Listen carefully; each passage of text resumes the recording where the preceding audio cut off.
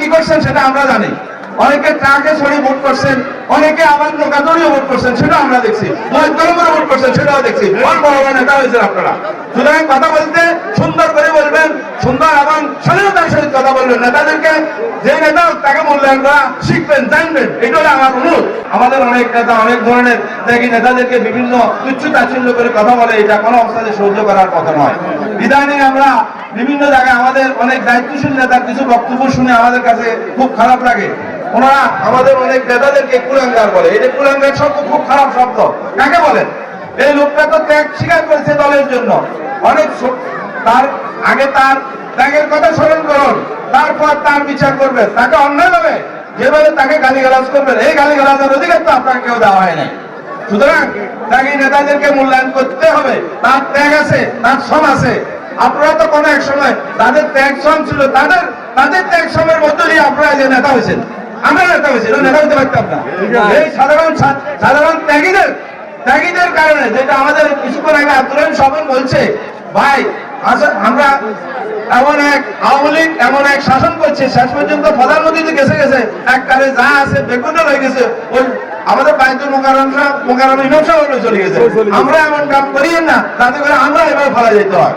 সুতরাং আমরা বলতে চাই, এখন আমরা যারা অতীতে অনেক ত্যাগ স্বীকার করছে তাদেরকে অবমূল্যায়ন কখনো করা যাবে না। তাদেরকে তাদের ছোট অপরাধের জন্য তাদেরকে তিরস্কার করা যাবে না, তাদের মামাসি ধরে গালিগালাজ করা যাবে না। এটা খুব খারাপ জিনিস। কিন্তু আপনি কি করছেন সেটা আমরা জানি। অনেকে ট্রাকে ছড়ি ভোট করছেন, অনেকে আবার নৌকাদড়িও ভোট করছেন, সেটাও আমরা দেখছি। কলমরে ভোট করছেন, সেটাও দেখছি। বড় বড় নেতা হয়েছেন আপনারা। সুতরাং কথা বলতে সুন্দর করে বলবেন, সুন্দর এবং স্বাধীনতার সহিত কথা বলবেন। নেতাদেরকে যে নেতা তাকে মূল্যায়ন করা শিখবেন, জানবেন, এটা হলো আমার অনুরোধ।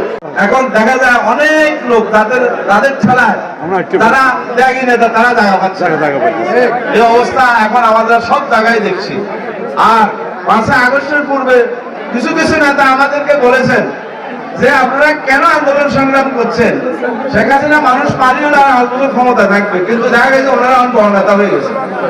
আর কিছু লোক দেখা গেছে দেশের বাইরে আসিল।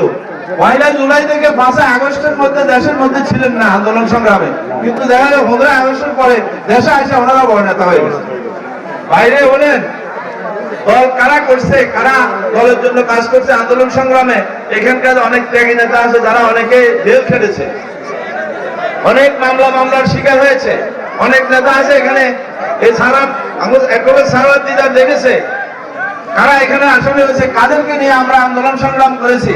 এই আন্দোলন সংগ্রাম আমরা এই নোয়াখালী আইনজীবী সমিতি থেকে, যখন নোয়াখালী জেলা বিএনপির পূর্বে যারা নেতা ছিল তারা নোয়াখালী জেলা বিএনপিকে ফেলে চলে গেছেন, আমরা জেলা বিএনপি সে আইনজীবী সমিতি থেকে নেতৃত্ব দিয়ে এই দলকে টিকিয়ে রেখেছি। এটা সকলে স্বীকার করতে হবে। এই নেতৃত্ব দিয়ে আজকে দলকে এই পর্যায়ে এনেছি মোহাম্মদ শাহজাহান ভাই সাহেবের অনুপ্রেরণায় এবং তারেক রহমানের অনুপ্রেরণায় সবসময় আমরা ছিলাম। সুতরাং সকলকে আমি তাদের বক্তব্যকে শালীন বক্তব্য রাখার আহ্বান জানিয়ে আজকে যারা এখানে আয়োজন করেছেন থানা পাশে এবং 4 নম্বর ওয়ার্ড ইউনিয়নের নেতৃত্ববৃন্দ, তাদের সাথে আমার দীর্ঘদিনের সম্পর্ক।